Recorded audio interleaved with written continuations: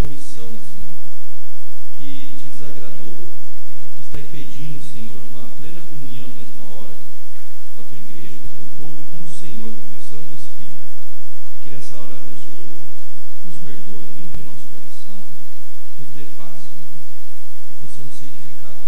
Abençoe as crianças que vão ver a tua palavra numa linguagem própria, Senhor, tanto de manhã como à noite. Continue conosco nesse domingo, que seja para nós, Senhor, um dia de descanso, um dia deleitoso na tua presença. Mas em nome de Jesus que oramos. Amém. Meus irmãos, eu estou conversando um pouquinho com os jovens e eu acertei com o Rui aqueles temas um pouquinho mais polêmicos, sabe? Eu mesmo não acho mais polêmico isso, né? Mas para quem está começando, para quem demora um pouquinho para assimilar, né?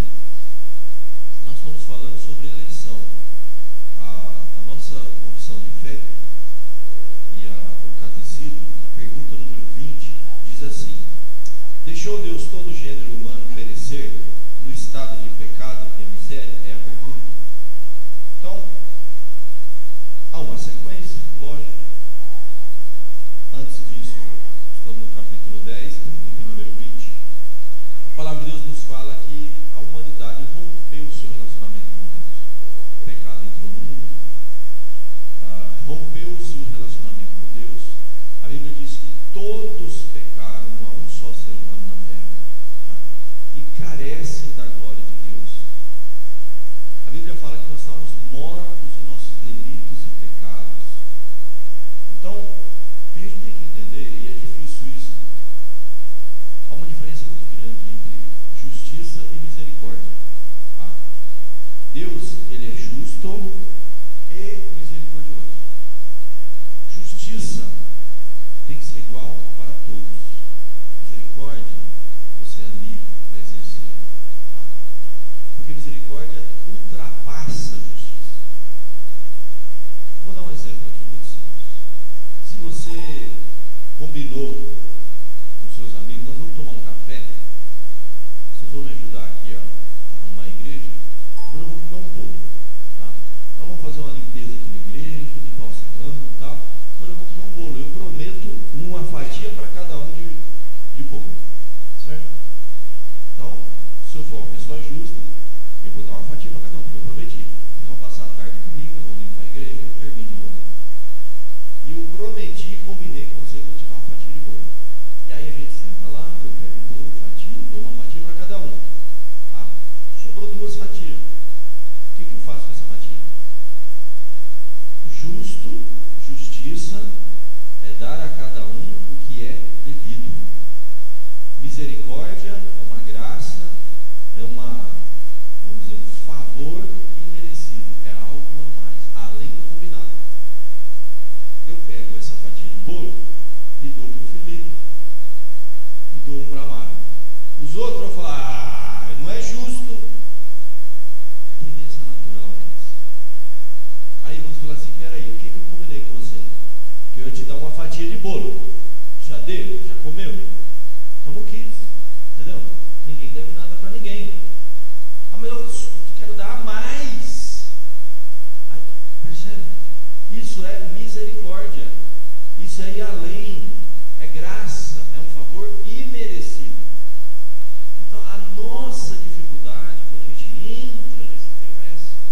E você tem aquela famosa parábola dos trabalhadores, que o Senhor, né, fez um acordo e falou assim: fulano, você vai trabalhar para mim o dia todo e eu vou te pagar X, R$100, vamos dizer, diário. Tá bom? Combinado? Tá bom. Aí, só que teve um que apareceu para trabalhar ao meio-dia, das 8 horas, eu combinei, vamos usar o nome aqui, eu combinei com o Ricardo. Ricardo, 8 horas, você vai trabalhar até as 18 e eu vou te dar R$100, tá bom? Tá combinado?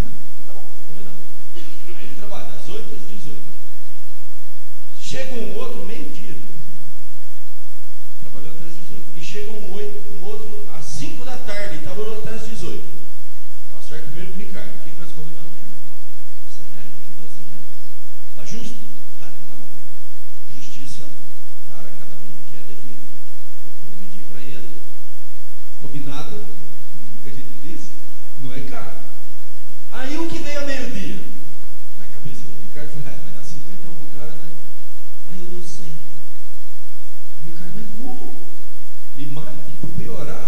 que ver às 5 horas, eu dou 100 também. Entendeu? Mas você vai ter na Bíblia inúmeras passagens para fazer a gente refletir num princípio que a gente tem uma dificuldade de entender isso. Isso é justiça. Eu fiz justiça para ele e misericórdia para outros. Não há injustiça. Esse é o ponto. Você pode me criticar porque eu não fui misericordioso com o Ricardo e porque não dei a mais para ele. Por que não dei 200 para ele? Bom, poderia ter dado por ele. Mas existe assim, ó, justiça. É dar o que é devido.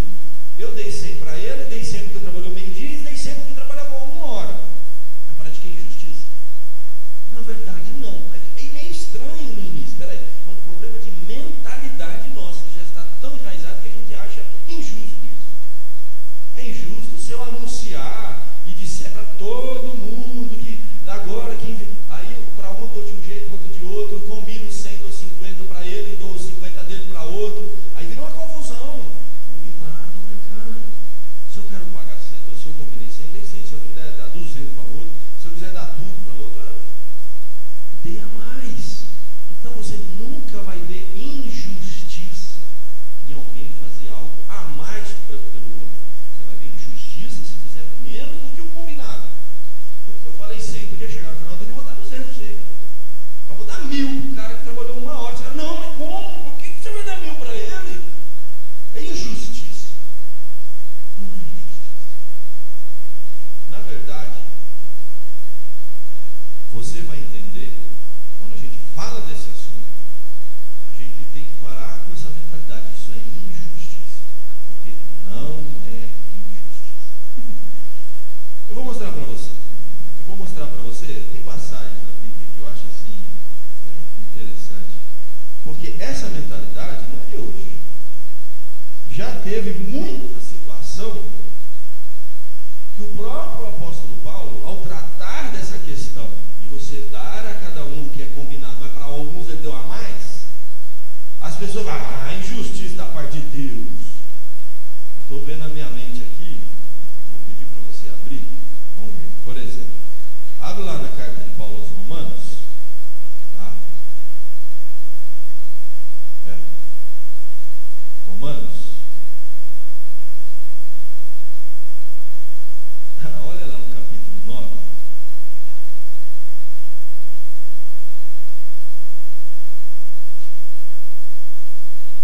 Nós estamos falando exatamente desse problema. Capítulo 9.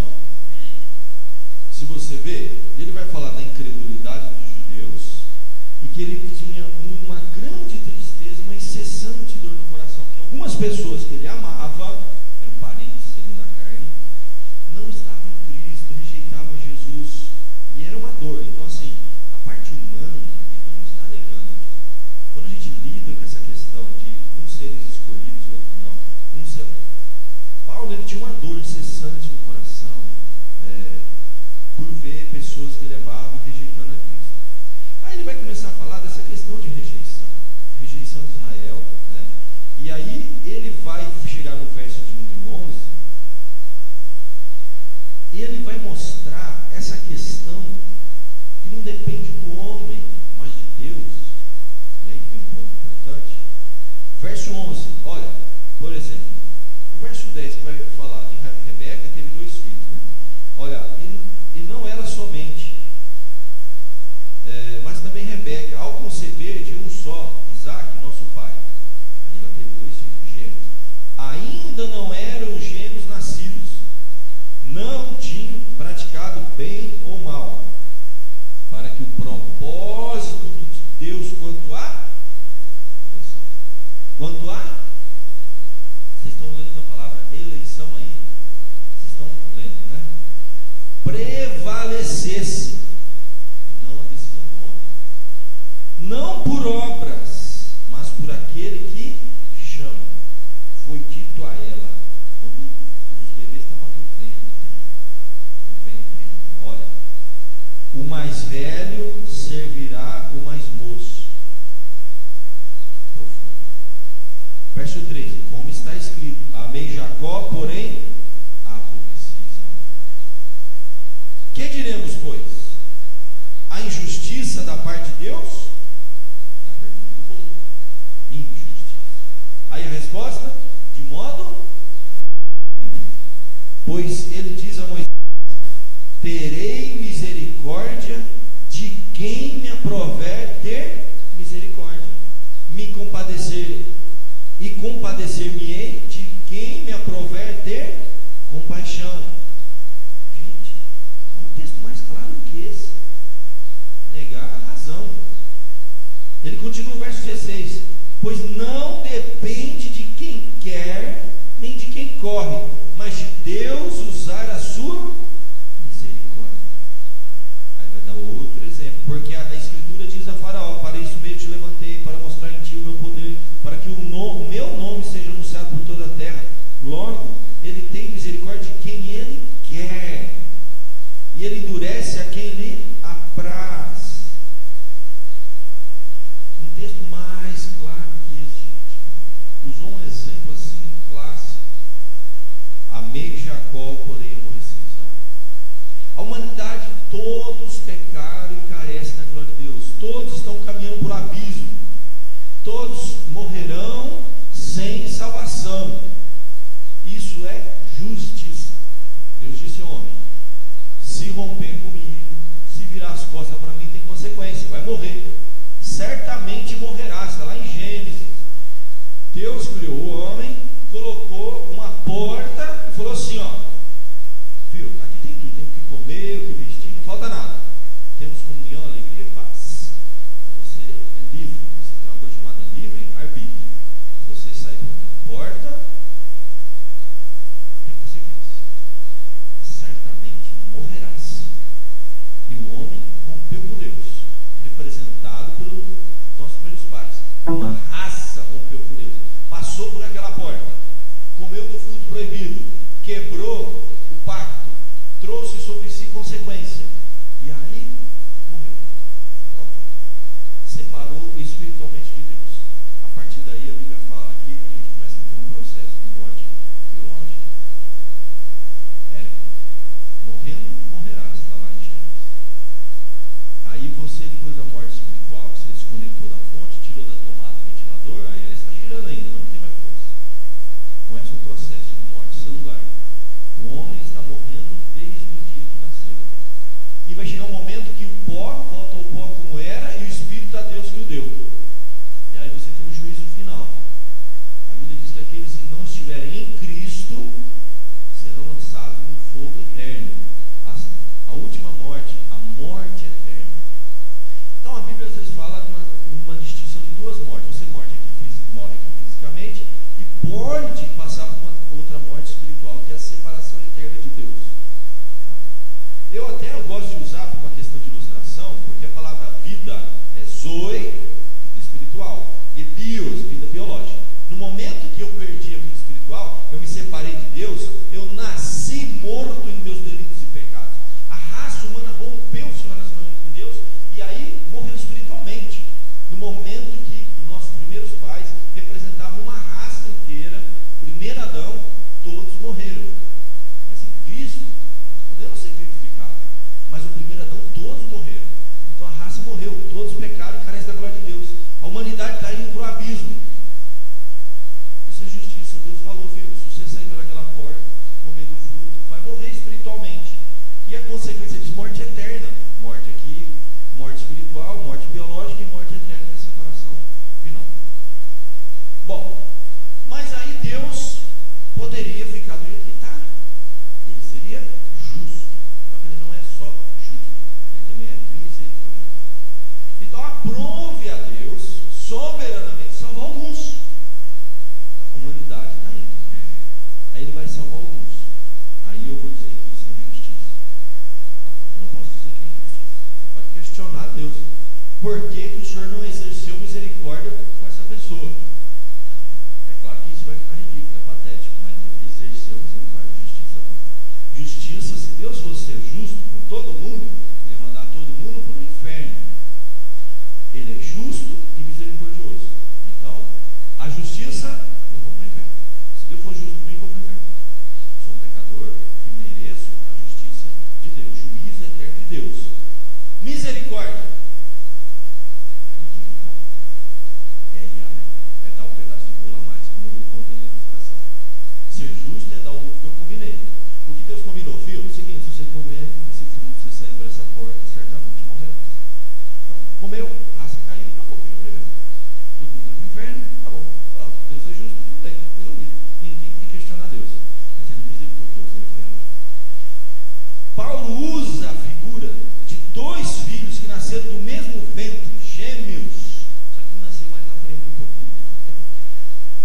Amei Jacó e aborreci Esaú. A injustiça da parte de Deus. Aí ele fala, aí que tá, gente, justiça não, injustiça não, mas misericórdia ele vai ter de quem? Romanos 9:14, terei misericórdia de quem me aprover ter misericórdia, me compadecer de quem me aprover. Isso é soberania.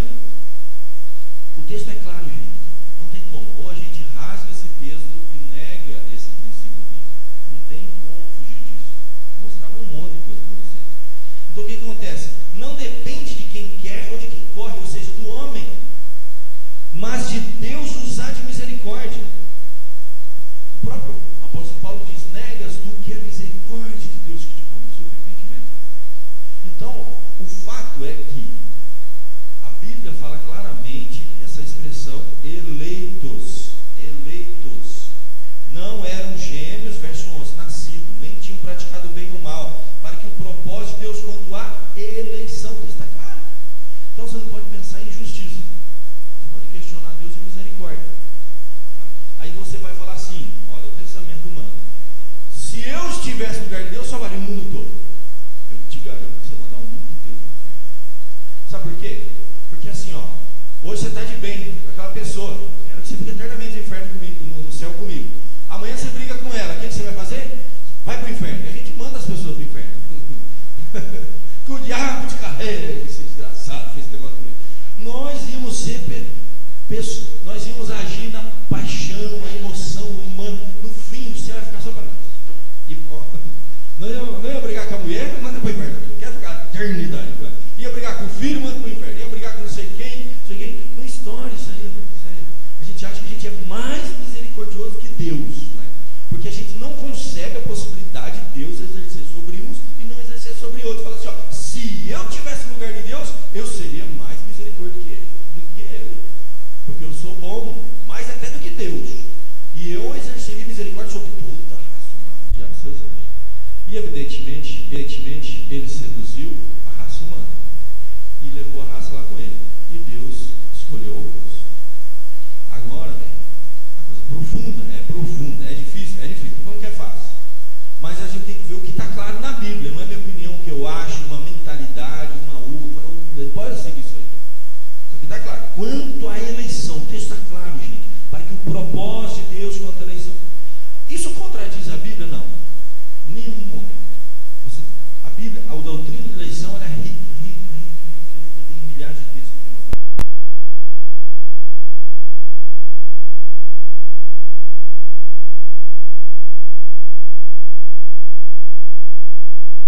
Prepara o vídeo lá pra gente. É bem curtinho, é o Hernandes. E a igreja presbiteriana, isso aí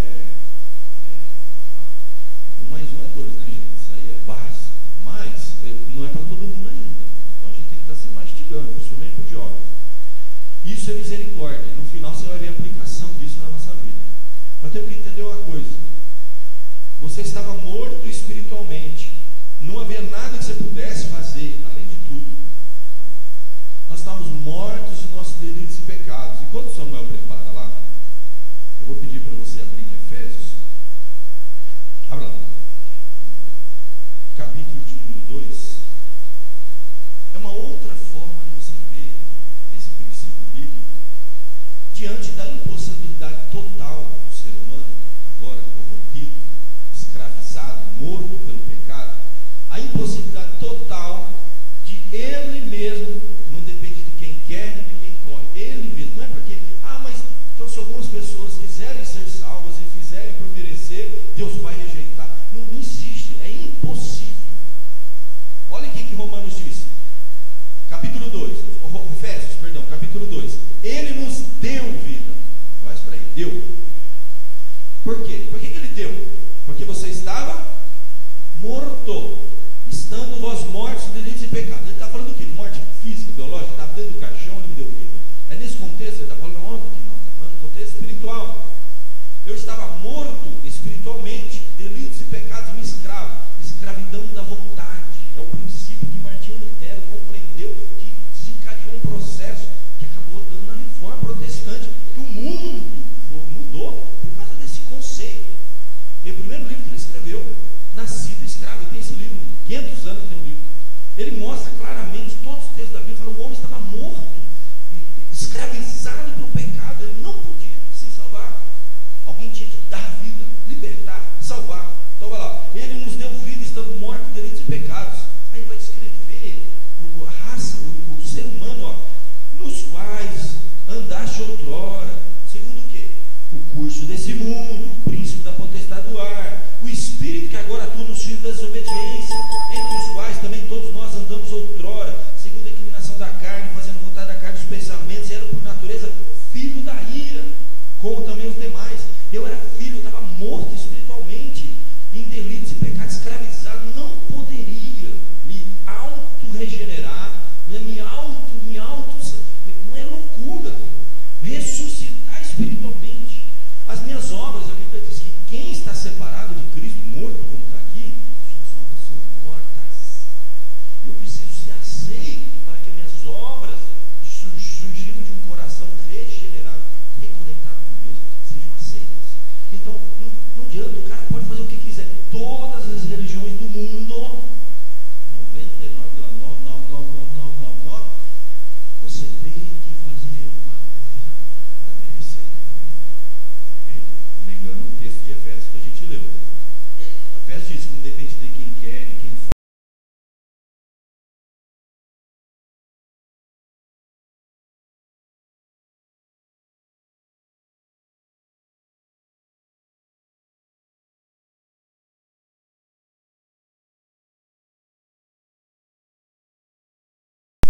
É isso que acontece.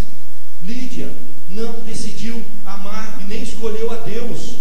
O Espírito Santo abriu o entendimento dela para ela ser regenerada e ser salva. Não porque ele nos amou primeiro. Não escolheu porque ele escolheu primeiro. E ela vai viver agora o conflito, a luta entre o bem e o mal. O bem que ela quer fazer ela não faz, o mal que ela não quer às vezes ela faz. É a natureza, é o Espírito, essa coisa toda, a santificação. Aqui Deus chamou, também predestinou. Aqui Deus predestinou, também chamou. Está em Romanos. Simples, não tem que fugir. Olha aqui, ó, volta para Romanos aqui, gente. Então, pela graça eu sou salvo, mediante a fé. Isso não vem de vós, é dom de Deus, não vem de obra, para que ninguém se glorie. Então, meu querido, para mim isso é tão simples. Abre lá em Romanos, capítulo de número 8. Olha lá, verso 28. Olha aí, Romanos 8, 28.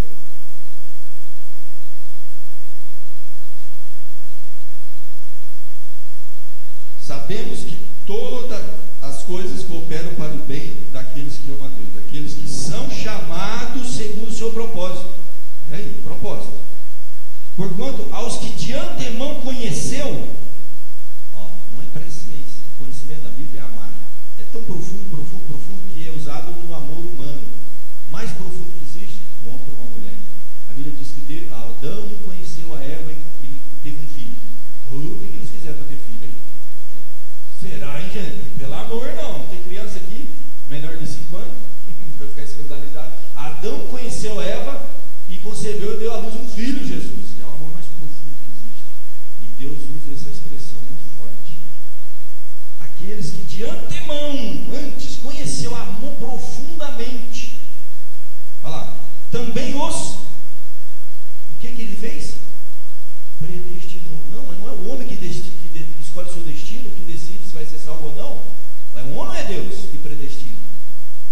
Predestinou, é Deus. Para quê? Para ser conforme a imagem do seu filho, a fim de que ele seja o primogênito de muitos irmãos. E, somente, e aos que predestinou, a esses também chamou. E aos que chamou, a esses também justificou. E aos que justificou, a esses também glorificou. Ordem dos saludos. Ordem da salvação. Está aqui. Aquele que Deus predestinou. Mulheres, Lídia estava lá. Deus tinha um propósito na vida de Lídia. Não estou dizendo que as duas vão para o inferno. Não sei, Deus pode salvar outro dia, outra hora. Naquela hora, Lídia era eleita. pregou o Evangelho, Deus abre o coração. Então o chamado externo, eu prego o Evangelho. Chamado interno, o Espírito Santo regenera. Paulo pregou para todas as mulheres. E aí a Lídia, o Espírito Santo foi lá e regenerou. Jogou ela para o terceiro estágio, ela aceitou Jesus. Humanamente falando, aos olhos humanos, eu posso pregar o Evangelho, ó, e não é errado. Eu estou pregando o Evangelho e tal, e 2, 3 pessoas, vamos dizer que ninguém aqui é convertido. 2, 3 se sente tocado, nossa, eu quero isso para a minha vida, eu aceito, eu quero amar Jesus, eu quero servir a Jesus. Aquela história, é um arco escrito, vinde a mim, vós todos. Aí eu atravesso o arco, eu olho, não foi você que me escolheu. Não fosse vós que me escolheu, mas eu escolhi você. Sou ele dois.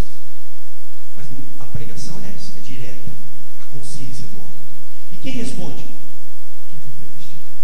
Chamado externo, pregação. Chamado interno, regeneração do Espírito Santo. Lídia, Deus abriu o entendimento, ela aceitou. O que acontece? Aqueles, e somente aqueles a que Deus predestinou, aí Ele chama. Olha lá, muitos são chamados, mas poucos chamados externamente. Eu prego, eu parto da igreja, só vai realmente ficar quem foi eleito. Aí depois, quem chamou, esse também justificou. No momento que eu sou chamado pelo Espírito Santo, regenerado, justificado. Deus olha para mim e não vê mais meus pecados, porque Cristo pagou na cruz. Ele coloca Cristo na frente. E quem foi justificado também glorificado. É um processo que começa no momento da regeneração e termina quando eu morro e vou na eternidade receber um corpo glorificado. Então você tem aqui a predestinação, o chamado, a regeneração, a justificação e depois a glorificação. Quando o que é mortal vai ser revestido de imortalidade. Aí eu vou para o quarto e último estágio. Um corpo perfeito, com Deus, decidindo servir e amar a Deus, e não haverá mais pecado. Eu não peco mais. Enquanto eu estiver aqui, eu tenho que estar sempre pedindo perdão. São inúmeros textos na Bíblia que nos falam desta eleição, desse chamado, por causa dos eleitos. Isso não é para me desestimular a pregar o Evangelho. Paulo fala, tudo suporto por causa dos eleitos. Ele queria ir para outra cidade pregar. Pode ser que tenha eleito de Deus lá. Se tem 10 pessoas, ele fala, eu vou pregar o Evangelho com fervor, apelando à consciência da pessoa, sabendo que se tiver eleito ele vai se converter. Então a glória está na eleição, não na decisão do homem. Para a gente concluir, essa expiação, essa salvação, então, ela é limitada. Põe bem alto o áudio para a gente concluir esse raciocínio e joga na transmissão para quem tiver depois for assistir. Questões mais debatidas aí no meio eu peço um minuto de atenção para vocês. Dentro da teologia reformada é a questão da expiação limitada, onde Cristo morreu pelo seu povo. Mas a questão mais contestada é referente a citações na Bíblia dessa palavra todos, mundo, tipo Deus amou o mundo, a vontade de Deus é que todos se salvem. Isso não seria uma aparente contradição com a doutrina da expiação limitada?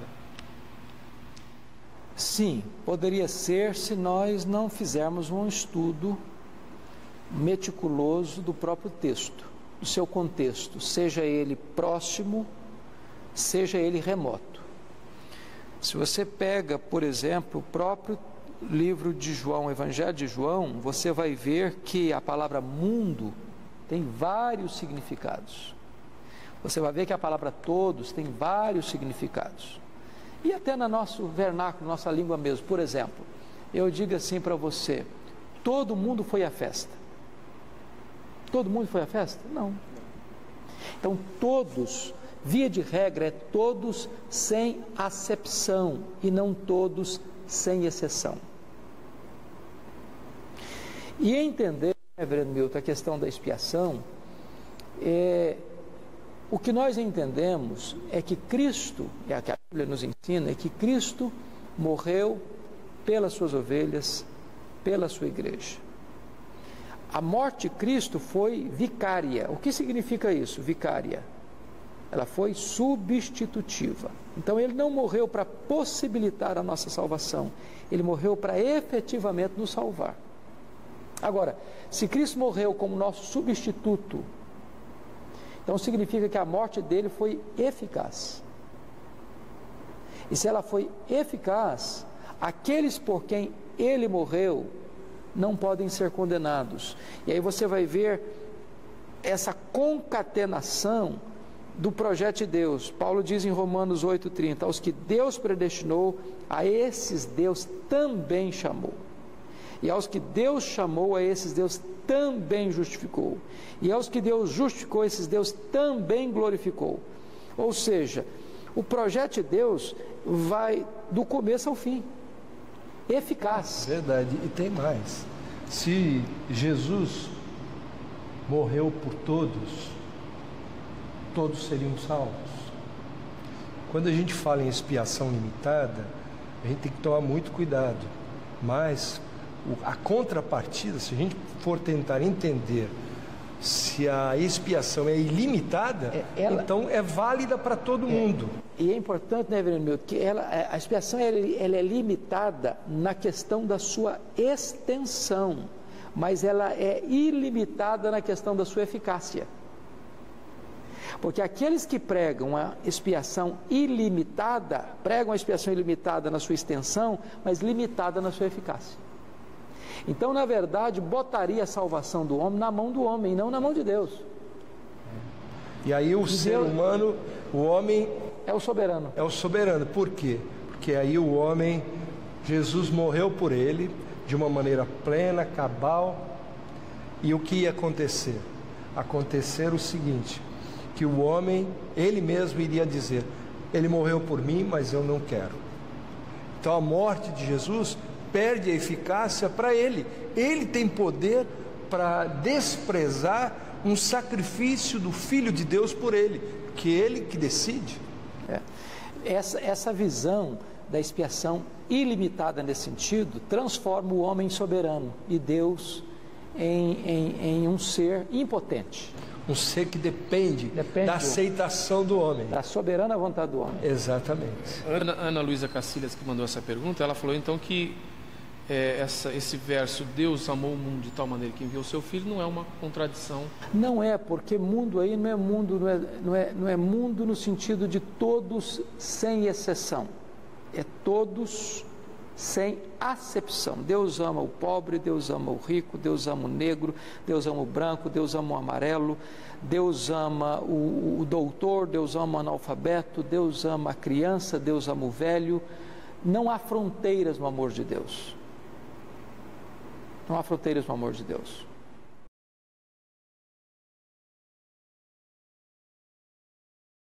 Pronto. Chama aqui, Samuel, para a gente fechar. Eu acho que esse assunto é inesgotável, né? Mas a gente deu mais uma caminhadinha. No outro domingo a gente pode conversar mais um pouco. A aplicação final disso, para a gente encerrar, é simples de tudo, gente. Se você foi realmente eleito, você tem que ter certeza disso. E isso vai se evidenciar com os frutos. Você está aqui, você decidiu seguir Jesus? Ótimo. Você ama Jesus? Ótimo. É porque Ele te amou primeiro, porque Ele te amou primeiro. Pelos frutos conhecereis a árvore. Então, se você tem tido fruto do Espírito na sua vida, arrependimento, transformação, mudança, isso é evidência. Se você tem tido compromisso com as coisas de Deus, é porque o Espírito Santo está trabalhando na sua vida e te comprometendo cada vez mais com as coisas de Deus. Você ama as coisas de Deus. Agora, se você não vê fruto do Espírito, você não tem compromisso com Deus, você não ama Deus, você não ama as coisas de Deus, você é irrelevante, tanto faz como fez. Você não vê uma mudança na sua vida. Hoje você não está mais perto de Deus do que ontem, do que ano passado. Não cresce espiritualmente. Nada acontece. Então aí que é o problema. Aí que é o problema. Entende? Então, meu querido, você tem que ter certeza disso. E não é errado a gente orar: Senhor, tem misericórdia de mim. Como aquele cego que grita: Filho Davi, tem misericórdia de mim. E arrependa-te. Não é errado eu pregar isso, apelando à consciência do homem, enquanto há tempo. Porque se você está aqui, está ouvindo a palavra de Deus, está crescendo aqui, ouvindo a palavra de Deus, vocês mais jovens, os mais de idade.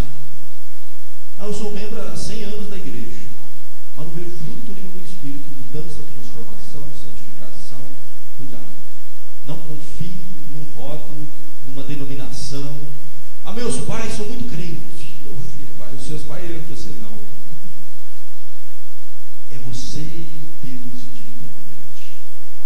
Um dia você vai comparecer perante o trono do Altíssimo. Sozinho. Ah, mas eu fui da igreja, o pastor, é presbiteriano na igreja, hein? Ó, igreja boa, hein? Boa de doutrina, não quer dizer nada, né? Mas os meus pais, não quer dizer nada. Você, se você foi tocado por essa palavra, acredite, Deus te ama, Deus te elegeu, não tem coisa maior. O amor de Deus, esse tipo de amor, a Bíblia diz que ele nos constrange. Porque se um morreu por todos, logo todos morreram, porque aqueles que vivem não vivem mais para si.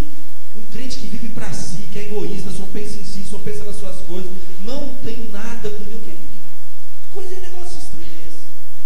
Mas quando a gente é impactado por esse amor, ele constrange, ele transforma. Nada mais transforma a gente, não é o juízo e o medo de Deus. O que transforma a gente é o amor de Deus. É um amor constrangedor. Se um caminhão vinha vir na sua frente e alguém te empurra e salva a sua vida e morre no seu lugar, uma pessoa que você nunca viu na vida, você ia ficar impactado, não ia não? Como é que essa pessoa morreu no meu lugar? Você ia querer saber quem é essa pessoa. Você ia querer conhecer mais essa pessoa. Comece a saber que Cristo morreu na cruz por você e você não quer saber dessa pessoa. Não quer ter vida com ela, não quer conhecer, saber quem é, como foi, por quê. Como é que é esse negócio? O amor de Deus tem que constranger a gente. Nós vamos fechar os nossos olhos, vamos colocar a nossa vida. Depois eu vou dar os avisos, eu vou chamar depois a Joana e o seu Mário. Vamos encerrar só essa parte aqui. Ó Pai bendito, a eleição é algo que deve não nos fazer julgar a Deus, não querer questionar a Deus por que uns são e outros não. Se eu estou aqui ouvindo isso essa manhã, se eu fui alvo de fato do amor de Deus, a tua palavra diz que esse amor deve me constranger de tal forma que não vai ter nem espaço para me questionar Deus. Mas a minha resposta, Senhor, vai ser de gratidão. Vou fazer boas obras porque já fui salvo pela boa obra de Cristo na cruz. Vou buscar santificação porque Jesus já pagou os meus pecados e eu já sou aceito em Cristo Jesus. Eu quero ter uma vida consagrada, não para conquistar alguma coisa nessa vida, porque eu já fui conquistado por mim tudo. Ó Pai, que teu amor possa transformar o nosso coração aqui essa noite, nos constranger, nos fazer filhos mais comprometidos com a tua causa. O temor é importante, porque se eu partir desse mundo sem experimentar realmente esse amor, as consequências serão eternas e irreversíveis. Não importa quanto tempo eu tenho de igreja, não importa se a minha família é de igreja, nada importa. Minha vida aqui é breve, é uma só. Eu não sei quanto tempo eu tenho. E essa manhã, em nome de Jesus, o inferno foi feito por diabo e seus anjos, e aqueles que rejeitam a Deus. Mas eu creio, Senhor, os eleitos, aqueles que foram predestinados para a vida eterna. E nesta manhã, Senhor, aqueles que são teus filhos, teu Espírito Santo toque, opere para a tua glória, desvenda os nossos olhos para vermos as maravilhas da tua lei. É a oração do salmista, não é errado pedirmos isso. Abre o meu entendimento, Senhor, para compreender as Sagradas Escrituras, essas verdades eternas, e que possamos ver do que nós fomos salvos, de uma morte eterna, de um sofrimento, um juízo eterno, e que possamos ter uma vida de gratidão, Senhor. É o que eu te peço no nome de Cristo. Cabe a mim apenas agradecer por ter sido escolhido para te servir nesse mundo, Senhor, por pouco tempo, tão breve, tão curto, mas que a minha vida seja plena e cheia de significado e cheia de Deus. Pois em nome de Jesus que eu rogo. Amém. E que a graça do nosso Senhor Salvador Jesus Cristo, o amor de Deus, nosso Pai, as eternas consolações, frutos e